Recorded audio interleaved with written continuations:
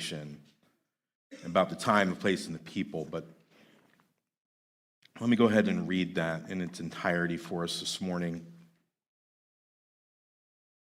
Ruth chapter 1. In the days when the judges ruled, there was a famine in the land, and a man of Bethlehem in Judah went to sojourn in the country of Moab, he and his wife and his 2 sons.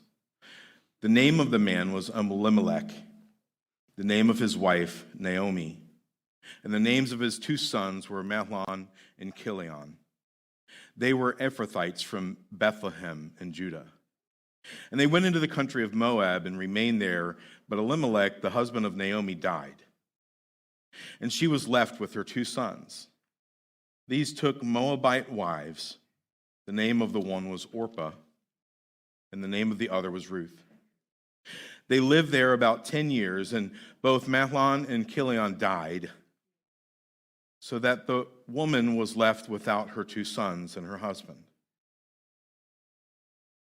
Then she arose with her daughters-in-law to return from the country of Moab, for she had heard in the fields of Moab that the Lord, Yahweh, had visited the people and given them food. So she set out from the place where she was with her 2 daughters-in-law, and they went on their way to return to the land of Judah. But Naomi said to her 2 daughters-in-law, "Go, return each of you to her mother's house. May the Lord, Yahweh, deal kindly with you as you have dealt with the dead and with me. The Lord grant that you may find rest, each of you in the house of her husband." Then she kissed them, and they lifted up their voices and wept. And they said to her, "No, we will return with you to your people." But Naomi said, "Turn back, my daughters. Why will you go with me? Have I yet sons in my womb, that they may become your husbands? Turn back, my daughters, go your way, for I am too old to have a husband. If I should say I have hope, even if I should have a husband this night and should bear sons, would you therefore wait until they are grown? Would you therefore refrain from marrying? No, my daughters, for it is exceedingly bitter to me for your sake that the hand of the Lord has gone out against me." Then they lifted up their voices and wept again, and Orpah kissed her mother-in-law, but Ruth clung to her. And she said, "See, your sister-in-law has gone back to her people and to her gods. Return after your sister-in-law." But Ruth said, "Do not urge me to leave you or to return from following you. For where you go, I will go, and where you lodge, I will lodge. Your people shall be my people, and your God, my God. Where you die, I will die, and there I will be buried. May the Lord do so to me, and more also, if anything but death parts me from you." And when Naomi saw that she was determined to go with her, she said no more. So the 2 of them went on until they came to Bethlehem. And when they came to Bethlehem, the whole town was stirred because of them. And the women said, "Is this Naomi?" She said to them, "Do not call me Naomi. Call me Mara. For the Almighty has dealt very bitterly with me. I went away full, and the Lord has brought me back empty. Why call me Naomi when the Lord has testified against me, and the Almighty has brought calamity upon me?" So Naomi returned, and Ruth the Moabite, her daughter-in-law, with her, who returned from the country of Moab, and they came to Bethlehem at the beginning of barley harvest. So we start off with some background information about the time, the place, the people. First off, we see that Ruth lived in a time when the judges ruled Israel. Othniel became Israel's first judge around 1350 BC, and so the timeline of Ruth is somewhere in the time of the judges between 1350 and 1021 BC, when Saul became king of Israel. The exact time is not quite known. Verse 1 tells us that there was a famine in the land, we're introduced to a man named Elimelech and his wife Naomi, their sons Mahlon and Chilion. We're told that Elimelech led his family away from Bethlehem to sojourn in Moab, to the east of the Dead Sea. So during the time of the judges, God's people experience a cycle, a pattern of falling away from God, of idol worship, followed by God's chastening, being conquered by pagan rulers, the judges leading them to repentance and restoration, following their falling yet again and back into idolatry, only to restart the cycle again over and over. It's likely that the famine that's mentioned here in Ruth is one of these times where God is chastening his people, using this drought and these hard times to draw their hearts back to him. The Moabites were the descendants of Moab. Moab was the son of Abraham's nephew Lot, born from the incestuous relationship with his oldest daughter. The Moabites were not of the tribe of Israel, just to remind us of the history. They were born of Abraham's nephew, not his grandson Jacob, whose name was turned to Israel, from whom the 12 tribes of the 12 sons of Israel were born. So the Moabites worshiped different gods. They were Canaanites. They were idol worshipers. They did not worship Yahweh. So Elimelech moves his family far away from God's family, far away from God's people and the place of worship. He moved his family away from the land that he owned there in Bethlehem to sojourn in a foreign land, to farm foreign fields. He was driven by practical concerns for the well-being of his family, but he went outside the revealed will of God to do so. He put his family in jeopardy as he went outside the prescribed will of God and moved his family to a pagan land that worshiped pagan false gods. Elimelech's sons, Mahlon and Chilion, took Moabite wives after Elimelech had died. This was strictly prohibited for God's people. We see in verse 4 that the wives' names are Orpah and Ruth. Verse 3 tells us that Elimelech died and Naomi was left with her 2 sons. And now verse 5 tells us that the sons had died as well. So we have these 3 widows, Naomi, the mother-in-law, and then these 2 daughters-in-law. Widows in their day were extremely vulnerable. Without a husband or without the ability to go back to their father's house, they were destitute. In a patriarchal society, without a man, there would have been little to no income, little to no ability to put food on their table. They were in a desperate situation. Naomi's left with some very tough decisions to make. Verse 6 tells us that Naomi decides to return to the land of Bethlehem, for she had heard in the fields of Moab that the Lord had visited his people and had given them food. They had likely repented at this point, and God was restoring their land. Naomi hears through Moabite women in the fields that Yahweh had visited his people. She's now driven, like her husband once was, not by spiritual desire, but by physical, tangible needs. Her own and her daughters-in-law, and she thinks, I'll go back to Bethlehem. There's food there now.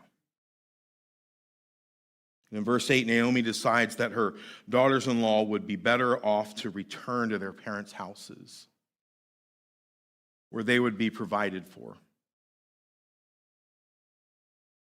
Look at what she said in verse 8. Go, return each of you to her mother's house. Is this not so interesting? May Yahweh deal kindly with you as you have dealt with the dead and with me.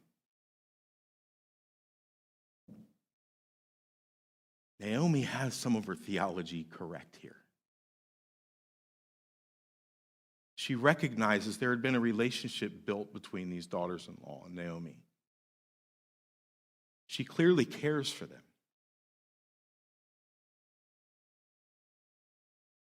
But she's struggling. And sometimes when you're in great need, you don't make the best decisions. And so Naomi urges them to go back. Go back to your mom's house, where you'll be provided for and given opportunities. And look, herein lies the whole crux of the whole book of Ruth, found in these words, deal kindly. Deal kindly comes from a Hebrew word you may be familiar with. The Hebrew word, chesed.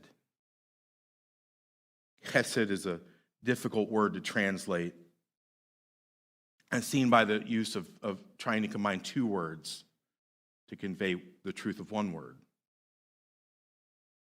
Chesed is often translated steadfast love, or kindness, long-suffering, mercy.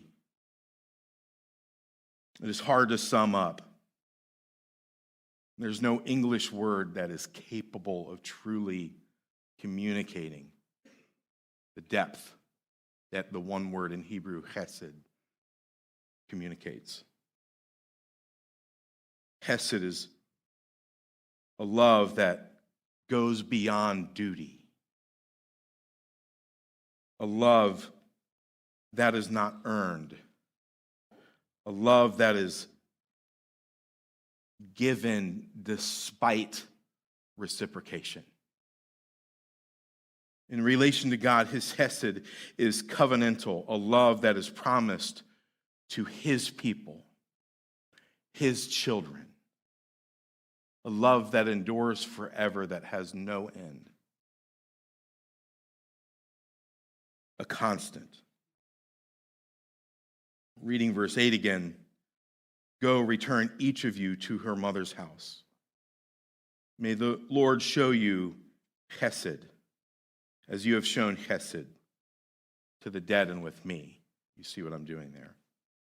So she's asking them to return to their mother's house, that Yahweh would show them chesed as they've shown her and her family.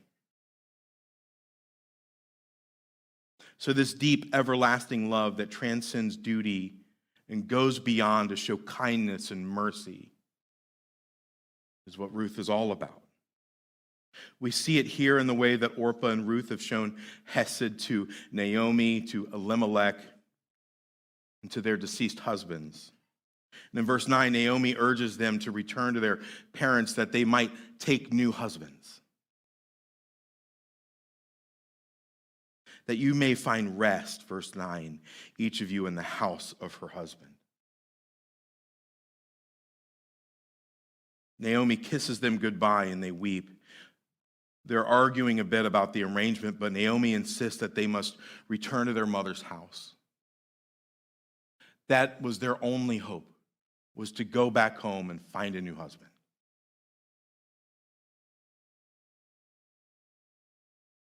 But Naomi is also teasing the idea and bringing up this idea of levirate marriage. Drawing from multiple sources, this term comes from the Latin lever, meaning a husband's brother. This was common practice in societies with a clan structure where marriage outside the clan was strictly prohibited. Since neither Orpah or Ruth had children, let alone male children, they could marry a brother of their deceased husbands, who would continue the bloodline, thus bringing restoration to the clan. Right? There was land involved. The family name would die without either Naomi giving birth to 2 more male children. These women waiting in destitution until that day where they would be mature enough to marry and provide for them. But the law also allowed for some other opportunities. And so look at Naomi's words in verse 13. "No, my daughters, for it is exceedingly bitter."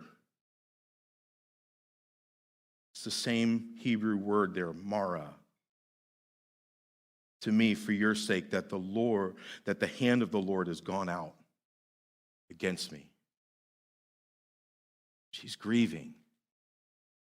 She's grieving their situation. She's grieving their loss. Naomi's name literally means pleasant, but her life has not been so pleasant, has it? Some commentators give Naomi a hard time here, but if we could just try to put ourselves in her shoes for a minute, how would you be feeling if you seemingly had lost all hope? You were an older woman, possibly past the age of bearing children in a patriarchal society, where you were probably not going to remarry. You loved your husband, and now he's gone. You loved your sons, and now they're gone. What can you possibly do? And just think for a minute, just the pain that she's experiencing. Think of the anxiety she's experiencing.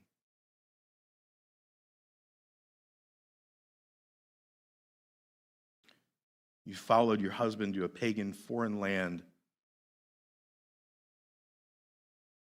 because of your husband disobeying God's revealed will. Your sons disobey God's revealed will and take Moabite wives. You leave your hometown, all the relationships back in Bethlehem, because your husband thought the grass was greener in Moab. Now your husband's dead, your children are dead. You have no grandchildren. In a lot of ways, you have no hope. So Naomi is hurting, she's frustrated, she's struggling with this anxiety. She can't properly grieve because she's still in a place where people are looking at her for leadership.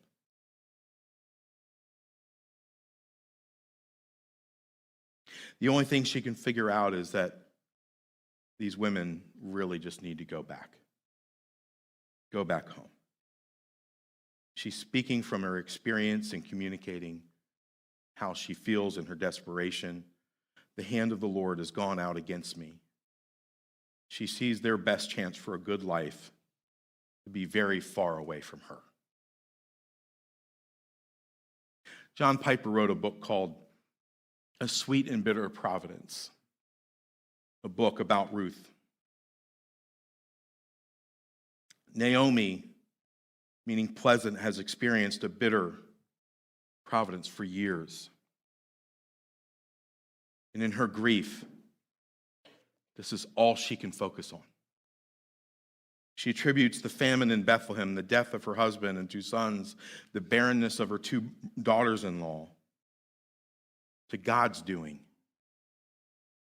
his providence, his bitter providence. Someone defined God's divine providence as the governance of God by which he, with wisdom and love, cares for and directs all things in the universe.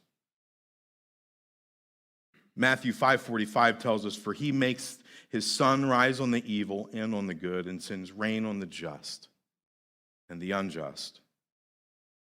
Psalm 103:19 says, "The Lord has established his throne in the heavens, and his kingdom rules over all." God is the sovereign ruler of the universe.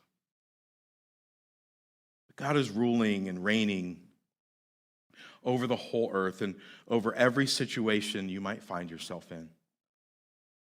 Sometimes God's providence can be sweet, like when we get that raise at work, when he's given us a season of health, and things seem to be going great. And you think about things that we celebrate together in our missional communities with anniversaries, and some of our folks went down one of our members' weddings yesterday. You think of new births, our nurseries pretty much always filled. God's providence can be really sweet, right? What I appreciate about Naomi is that she's honest with God and how she feels. She's transparent. At times, God's providence can have a bitter taste to it. We may get sick. We may get a disease. We may lose our job. We may struggle financially. Maybe our child is going through a difficult time, or you've been betrayed by a loved one or someone you thought was a close friend. Maybe you've been through a miscarriage or a death in the family.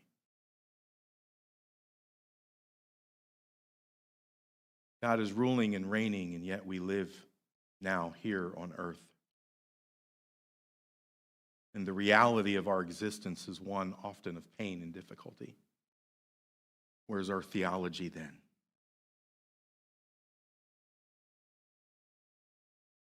So Naomi seems to be honest, maybe saying the things that a lot of us wouldn't say in Sunday school. She knew that if God had desired, that he could have caused her life to be very different than it was. But he had chosen to take her through this time. The Christian life is not as glamorous as all the things on TV might want to make it out to be. All the conferences and all those things. God may be taking you through a tough time right now. I just want to say it's okay to be honest with him about where you're at and how you feel. He knows. You might be going through a time right now where you really can identify with Naomi, consumed by grief and anxiety because of what God is allowing you to experience. Sure, maybe you're not handling it in the best way possible. Tell him. And tell him you're a wreck. He knows. Tell him you're a hot mess, right? Tell him that you're struggling to cope. Tell him you're struggling with his providence. He knows. He knows. That's not all. Let's finish out here. Naomi kisses Orpah and Ruth goodbye. Orpah says, peace out, returns to her people and her gods in verse 17. My words, obviously, not inspired. But Ruth refuses to leave Naomi. Ruth the Moabitess, right, the widowed daughter-in-law, takes the initiative and expresses true hesed to Naomi. Where you go, I'll go. Where you lodge, I'll lodge. Your people will be my people. Your God, my God. Where you die, I'll die and be buried. Then she says, may Yahweh do so to me and more, if anything but death parts me from you. That's powerful. Ruth, the idol-worshiping pagan Moabitess, from the line of an incestuous relationship, now somehow has a true theology and is now allowing what she believes to be about Yahweh, the Israelite God, Naomi's God. She's now letting it affect the way that she interacts with her mother-in-law. So she's using covenantal language here. And she uses her own life as collateral. If I don't do that which I'm promising to do for you, may God do that and worse, even die.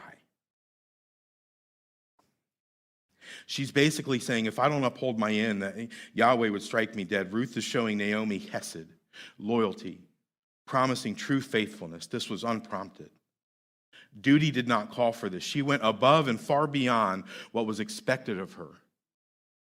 She was free to leave. Logic told her to leave. But she decides, and she sees the needs of her mother-in-law as more important than her own. Rather than taking an easy road, she takes the hard path. She's forsaking her people. She's leaving her homeland. She's choosing to live in a foreign land. She insists that she will be part of a new people. She will worship Yahweh. That she was even willing to die as she leveraged her life, her position as a younger woman, to ensure that the older Naomi was cared for the rest of her life, lest she die.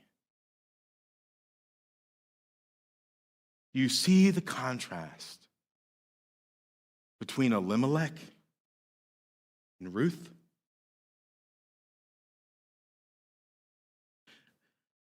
Elimelech, for practical reasons, runs away from God.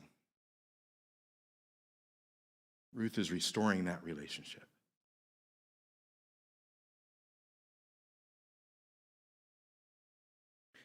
Now there's one even greater than Ruth. One even greater than Ruth that chose to leave his home and take up residence in a foreign land. Although it was beyond the call of duty, Jesus willingly chose to step out of heaven, to be made like the man that he created, to step out of heaven and dwell among the people of the earth. There's one greater than Ruth that chose to leverage his life for the benefit of all of us. And that he died, not because he didn't keep his end of the covenant, but precisely in keeping it, or really in cutting the covenant.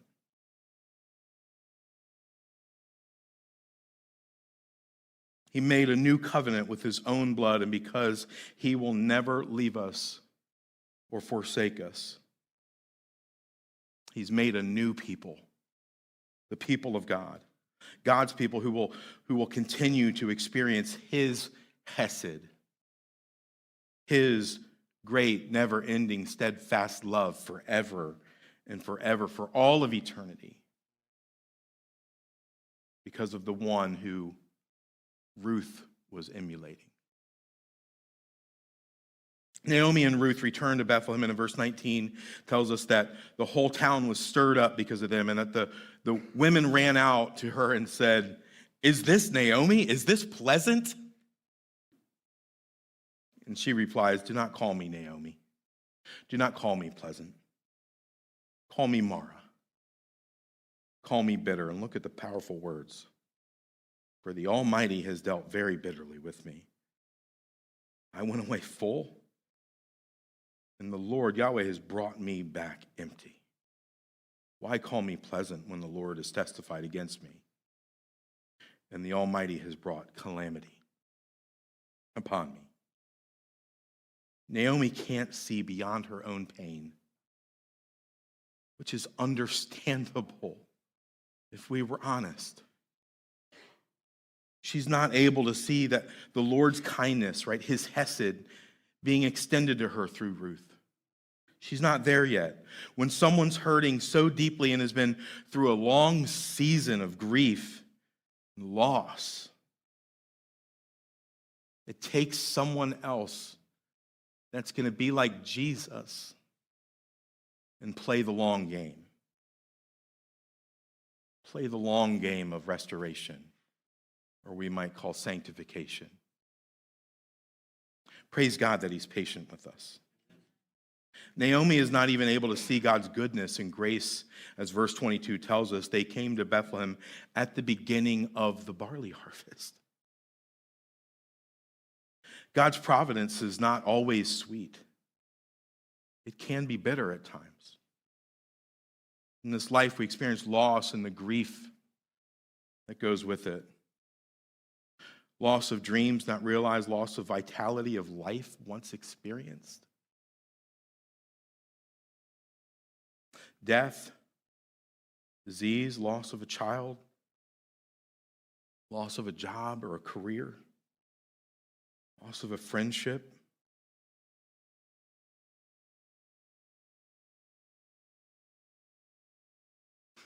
Loss was not part of the original design.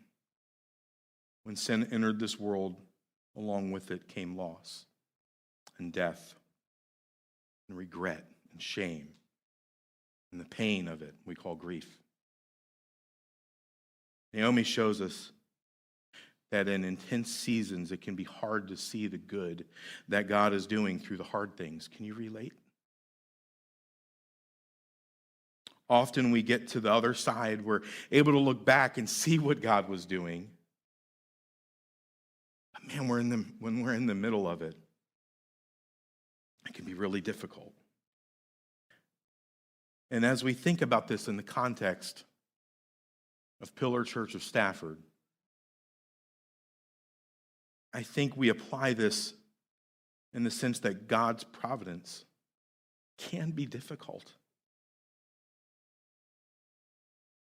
We have a number of people in this room that could testify today that maybe they're struggling with God's providence in their life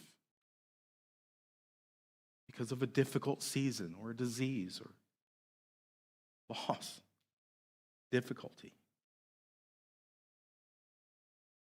Man, when someone's going through a season of loss and grief, it's not helpful to just throw God's providence in their face in a just get over it kind of way. Sure, God has providentially allowed this person to go through such a difficult time, but it is difficult nonetheless. God's providence can be sweet. It can also be bitter. Death, disease, loss are all difficult parts of the human existence. What a person is going through, when a person's going through a difficult season, that person needs a ride or die like Ruth.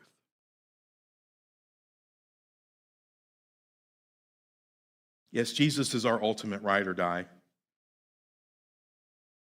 But of course, we can make that hesed known in practical, tangible ways for the Naomis that might be right next to you this morning. They might live right next door.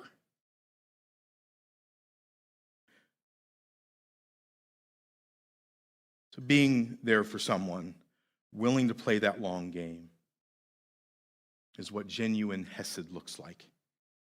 It may be sitting in silence with somebody. It may be sending them a song that made you think of them. It might be getting them outside for a walk or talking to them, taking them out to dinner, not putting an expectancy on that, extending them the patience that they need to process it, crying with them, right? Praying with them. Ruth shows us that different people process loss differently. Ruth had experienced her own loss.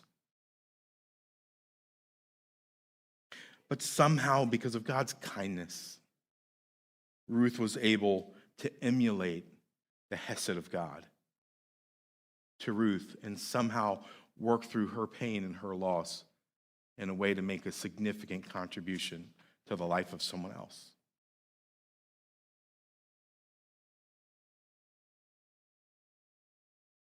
Maybe you can relate to Naomi this morning. Maybe you're still coming through a dark season. we're here to help you get through that. We have elders here that love you. We have others here that love you. We want to be that practical, tangible expression of God's chesed, loving kindness to you. Maybe you're in a good place, so to speak, and need to be a Ruth to a Naomi. Well, how do you do that? How do you take steps towards hurting people? That, I think, is what this is all about. You know, it reminded me, I'm almost done, I promise. But it reminded me of a situation I experienced just last year. There was somebody I had been getting to know for a while. And I asked them a question, and I got an answer I was not at all prepared for. But this person felt so comfortable with me that they were able to tell me something she had not told anyone at that time, outside of her husband. And she had lost a twin at birth. And that she was, if my memory is so bad, but I think she was just getting ready to tell her teenagers. It's been that long. And she wept and she just sobbed and told me how since then she had struggled to believe in God. Just how could God allow that to happen? You know, and it's at times like that, and it's like, man, God has put us here as salt. Not like pouring salt in a wound. Right? Not, well, that's God's providence. But salt as fertilizer, as restorative instrument. And I had a brief moment to speak a little hope into her life. And I don't know where that'll lead to one day. But like, man, we've got to listen. We're often just too busy to listen. We're often too busy paying attention to other things that really don't matter. We have lots of opportunity this election cycle to spend a lot of energy on things that really probably don't matter. But are we willing to transfer some of that energy that we're willing to put to these other things, to being a Ruth, to a hurting, struggling, grieving Naomi? Loss is real. Loss is all around us. We've been put here to be the practical, tangible, real expression of God's chesed, God's love in the lives of those around us. Similar to Ruth, but more like Jesus. Amen. Hey, let's stand. I'll pray and we'll sing. Jesus, thank you for this amazing account, not just a fictional story, but an account of real people struggling in their own faith and walks and struggling in life with loss and difficulty, all of which you allow and cause and work as the governor of the universe.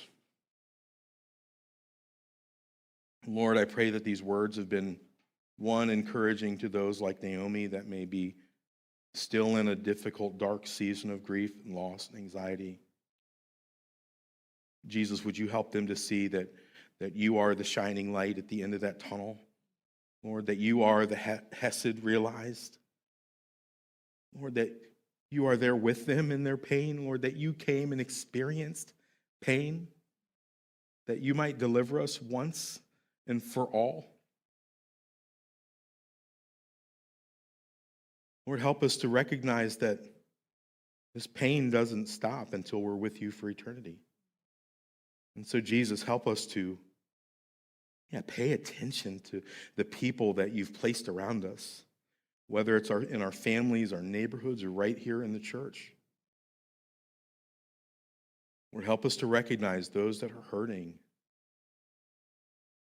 Lord, help us step from our place, Lord, of processing loss and grief, maybe not in the most healthy ways, and to step into somebody else's life with the hope of your gospel. Hesed realized in a person of Jesus.